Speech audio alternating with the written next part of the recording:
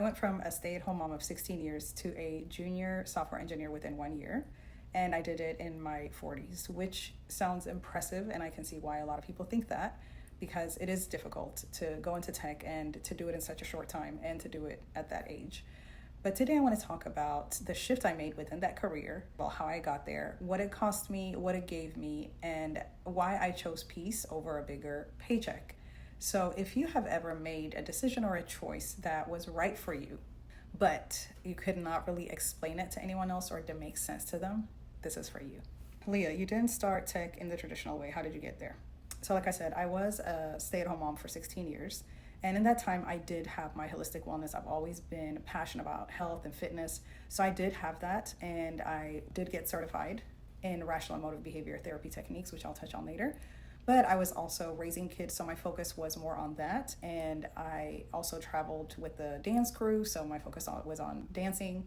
And I absolutely loved that. So honestly, my husband was supporting us fully, and my income was just, supplementing at that time. So when my husband and I decided mutually to get a divorce, and we're very amicable about everything, I knew that I couldn't just, start building my business back up, and I needed to get into something where I was not starting over. That, I was making enough money to keep the house, because I wanted to keep my kids in their childhood home. I don't want anything else to shift in their lives. So that's why my brother actually encouraged me to go into tech, because he had been a software engineer at Microsoft for over 10 years, a senior developer.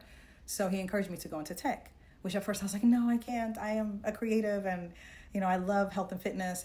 But at that time, reality and bills had to be paid. So I found a coding boot camp, and I, started there. By the third day, I wanted to quit. I was crying. It was so difficult.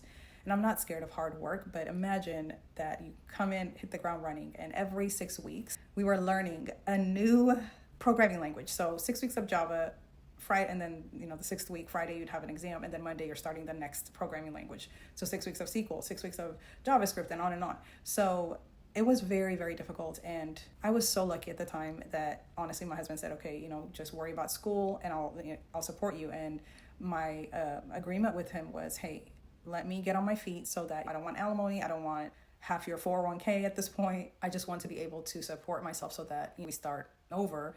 We're both starting from a good place. So I'm so glad that he supported me in that, because when the girls were in school, I was in school as well. And then on the weekends, I was able to study, because anyone who did it alongside working, I don't even know how. It was so demanding. So after I finished school, actually COVID hit. I landed a few interviews, and the funny thing is they would say,